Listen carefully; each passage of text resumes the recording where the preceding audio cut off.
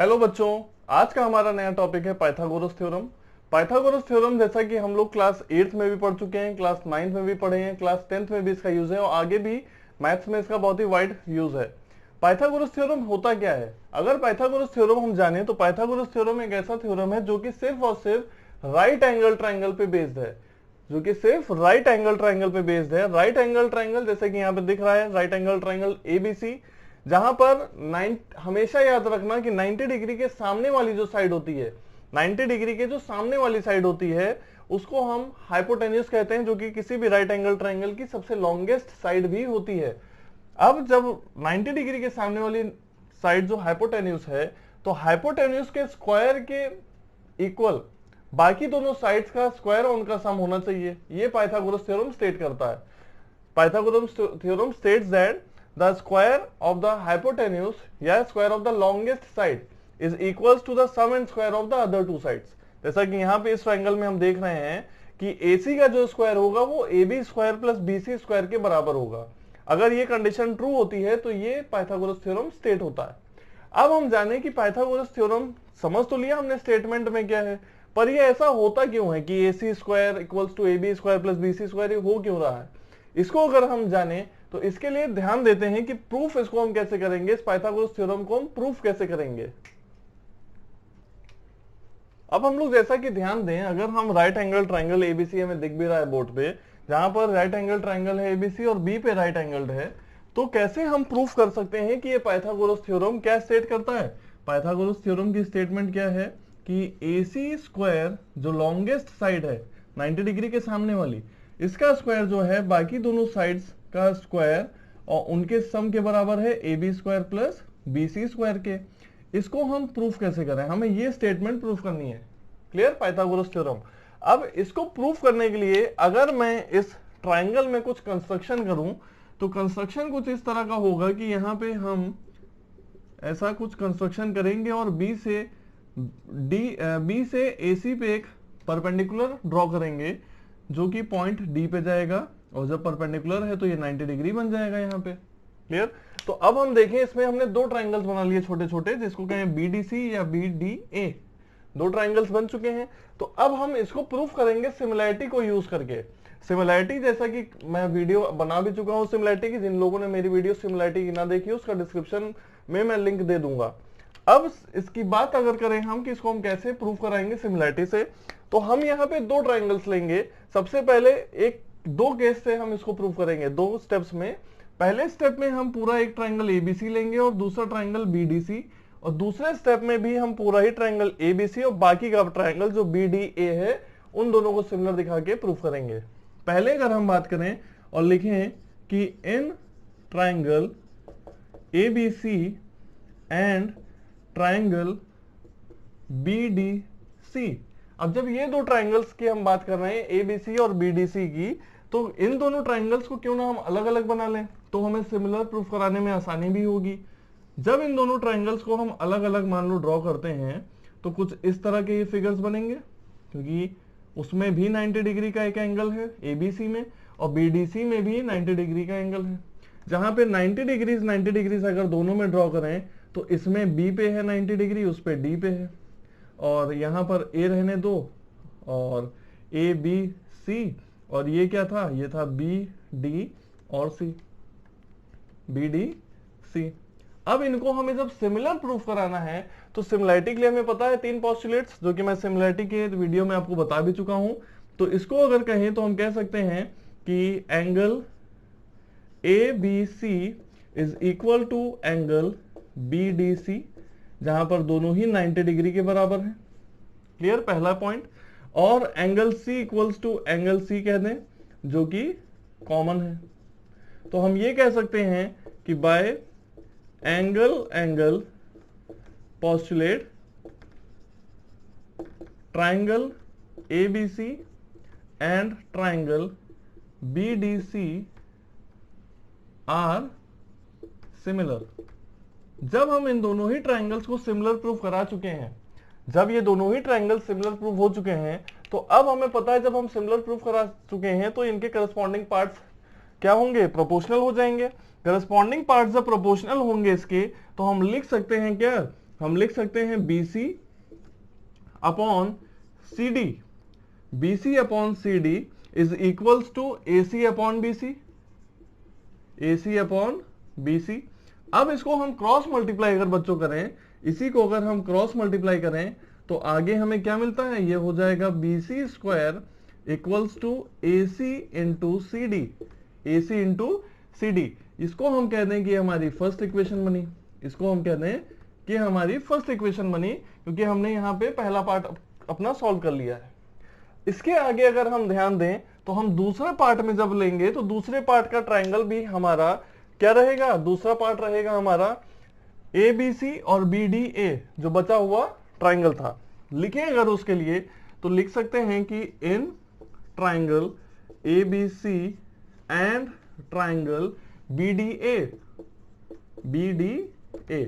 अब यहां पर भी अगर हम बात करें कि पहला हमने ये ट्रायंगल लिया था, ये दो ट्रायंगल्स, और दोबारा में हम ये दो ट्रायंगल्स ले रहे हैं, इनको भी हम सिमिलर प्रूफ कराएंगे।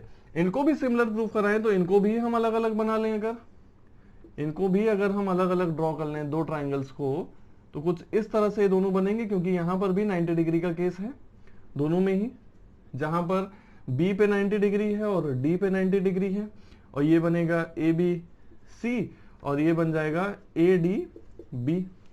क्लियर। अब इनको जब सिमिलर प्रूफ कराएं तो हम कह सकते हैं कि angle A equals to angle A, जो दोनों में क्या है, दोनों में ही कॉमन है, दोनों ही ट्रायंगल्स में एंगल A कॉमन है, और कह दें कि angle ABC is equals to angle ADB, जहां पर दोनों ही क्या है, दोनों ही 90 डिग्री हैं। अब जब हम ये दो चीज बता चुके हैं दोनों एंगल्स, तो हम कह सकते हैं bye angle postulate triangle ABC is similar to triangle BDA। और जब ये दोनों ट्रायंगल्स भी हम सिमिलर प्रूफ करा चुके हैं तो इसके भी करस्पॉन्डिंग पार्ट्स प्रोपोर्शनल होंगे। करस्पॉन्डिंग पार्ट्स प्रोपोर्शनल होंगे तो हम लिख सकते हैं क्या, हम कह सकते हैं कि AB अपॉन AD, मतलब AB upon AD is equal to AC upon AB, is equals to AC upon AB। इसको अगर हम जब क्रॉस मल्टीप्लाई करें बच्चों तो हमें मिलेगा क्या, ये आ जाएगा AB square is equal to AC multiplied with AD। इसको हम कह सकते हैं सेकेंड इक्वेशन। अब हमने दो ट्रायंगल्स को इसमें सिमिलर प्रूफ करा के जो ये दोनों इक्वेशंस हमने ड्राइव करी हैं, इन्हीं दोनों इक्वेशन से हम फर्दर अगर लिखें तो हम लिखते हैं, अब जब हम यहां तक आ चुके हैं तो अब हम इन दोनों इक्वेशंस को अगर कंबाइन कर दें और लिखें combining equation first and second. जब दोनों इक्वेशंस को हम कंबाइन करते हैं, इस हमारी दोनों इक्वेशंस कौन सी है, एक इक्वेशन ये है और एक इक्वेशन ये है। जब दोनों को हम कंबाइन करें तो हम कहते हैं कि AB square plus BC square equals to कितना हो जाएगा, हो जाएगा AD into AC plus AC into CD। Clear, दोनों को ऐड कर देंगे। फिर अगला स्टेप क्या बनेगा, हो जाएगा AB square plus BC square equals to, दोनों में अगर हम AC कॉमन ले लें तो बचेगा क्या, बचेगा AD प्लस CD। और ध्यान दो बच्चों कि AD प्लस CD जो है हमारा ये पूरा AC है, तो हम लिख सकते हैं कि AB square plus BC square equals to AC multiplied with AC, जहां पे हमें मिलेगा क्या, ये हो जाएगा AB square plus BC square equals to AC square. और यही स्टेटमेंट देखो हमें प्रूफ कराना था कि कैसे ये पाइथागोरस थ्योरम आया। तो यही स्टेटमेंट देखो, हमने दो ट्रायंगल्स को सिमिलर लिया पहले, फिर बचे हुए दो ट्रायंगल्स, और लास्ट में दोनों इक्वेशंस को कंबाइन करके हमने ये पाइथागोरस थ्योरम प्रूफ करा दिया। इसी तरह बहुत ही आसानी से अभी आगे हम लोग देखेंगे इस पाइथागोरस थ्योरम का कन्वर्स कैसे हम प्रूफ करा सकते हैं। अब हम कन्वर्स पढ़े अगर पाइथागोरस थ्योरम का, तो कन्वर्स ये कहता है कि किसी भी राइट एंगल ट्रायंगल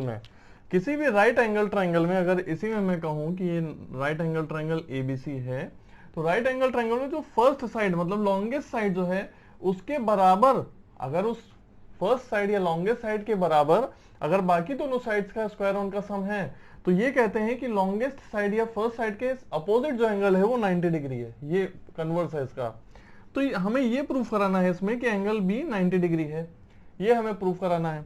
अब अगर हमें पता नहीं है कि एंगल बी यहाँ पे 90 डिग्री है, अब हमें जब ये नहीं पता है कि एंगल बी 90 डिग्री है, तो हमें गिवन कंडीशन बस ये है कि A B square plus B C square equals to A C square, मतलब लॉन्गेस्ट साइड के स्क्वायर के बराबर बाकी दोनों साइड्स का स्क्वायर उनका सम है।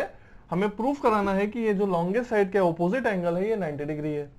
अब ध्यान ये देंगे कि इसके जैसा ही एक ट्राइंगल और बना लेंगे। एबीसी है, हमने पी क्यू आर और बना लिया, जहां पे क्यू पे हमें पता है कि 90 है, ये हमने राइट एंगल ट्राइंगल ही बनाया है, राइट एंगल एट क्यू। और कंस्ट्रक्शन से इसमें हम ये दिखा देते हैं कि ए बी बराबर है पी क्यू के और बी सी बराबर है क्यू आर के। बस कंस्ट्रक्शन से बस हम इतना दिखाते हैं कि ए बी बराबर है पी क्यू के और बी सी बराबर है क्यू आर के। तो लिखते क्या है हम ये लिखते हैं कि in triangle P Q R में अगर हम पाइथागोरस थ्योरम से देखें तो हम ये कहते हैं क्या कि P R square is equal to P Q square plus Q R square. Clear? और ध्यान हम ये दें कि कंस्ट्रक्शन से हम पहले ही ये चीज यहां पे बता चुके हैं। क्या बता चुके हैं? कि ए बी बराबर है किसके? ए बी बराबर है पी क्यू के और बी सी बराबर है क्यू आर के। ये हम पहले ही कंस्ट्रक्शन से बता चुके हैं। अब ध्यान हम अगर दें, ये जो स्टेटमेंट आया हमारा, ये किससे आया? ये आया by Pythagoras theorem, by Pythagoras theorem.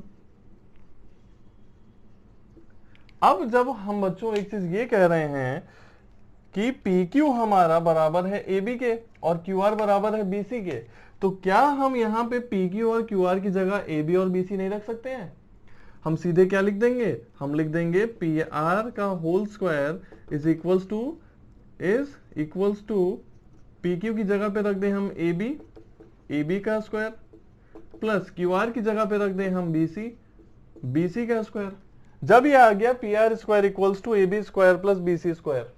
अब हमें गिवन कंडीशन क्या थी कि A B square plus B C square equals to A C square. तो हम सीधे कह सकते हैं क्या कि पी आर की जगह पे ए सी रख दें हम, क्योंकि ये क्वांटिटी जो एलएचएस में इधर है यहाँ आरएचएस में है, तो बाकी के दोनों बराबर होने चाहिए। तो हम लिख सकते हैं कि A C square is equals to A B square plus B C square. ये कंडीशन होनी चाहिए। क्लियर? अब इसके अकॉर्डिंग अगर हम देखें तो हम ये कहते हैं कि ये जो पी आर का स्क्वायर है ये बराबर होगा ए सी के स्क्वायर के। क्यों? क्योंकि दोनों के आरएचएस बराबर है। यहाँ भी आरएचएस में A B square plus B C square है, यहाँ भी आरएचएस में A B square plus B C square है। तो हम ये भी कहते हैं क्या कि पी आर जो होगा वो बराबर होगा ए सी के। क्लियर? अब ध्यान दें, अगर पी आर बराबर ए सी के है, ये हमने क्या कराया? इसको हमने प्रूफ कराया है। और कंस्ट्रक्शन से हमने क्या बताया था कि ए बी बराबर है किसके? पी क्यू के और बी सी बराबर है किसके? क्यू आर के। तीन साइड्स हमने बता दी। और ये दोनों कैसे बताई? ये दोनों हमने बताई कंस्ट्रक्शन से, ये हमने खुद से बनाई कि ये बराबर है इसमें। तो हम ये कह सकते हैं कि जब तीन साइड्स हमने बता दी तो तीनों से हम क्या कह सकते हैं कि by S S S side side side by side side side triangle ABC is congruent to triangle PQR। क्योंकि जब दोनों ट्राइंगल्स कॉन्ग्रेंट हैं तो उसके सारे साइड्स भी बराबर होंगे, सारे एंगल्स भी बराबर होंगे। तो हम ये कह सकते हैं यहां से क्या? हम कह सकते हैं कि एंगल Q जो होगा वो एंगल B के बराबर होगा, जो कि कितना होगा? जो कि होगा 90 डिग्री। और यही हमें कन्वर्स प्रूफ कराना था पाइथागोरस थ्योरम का। क्लियर है बच्चों? यहां तक की कहानी सभी को समझ में आई होगी कि हमने पहले क्या किया, इसी के जैसा एक ट्राइंगल बनाया, उन दोनों को हमने कॉन्ग्रेंट प्रूफ कराया। और जब कॉन्ग्रेंट होंगे तो उसके सारे साइड्स बराबर हैं, ये हमने पहले ही बता दिया। साइड्स जब बराबर हैं तो बाकी के सारे एंगल्स भी उसके बराबर होंगे। और इसी तरह से हमने converse of Pythagoras theorem proof कराया।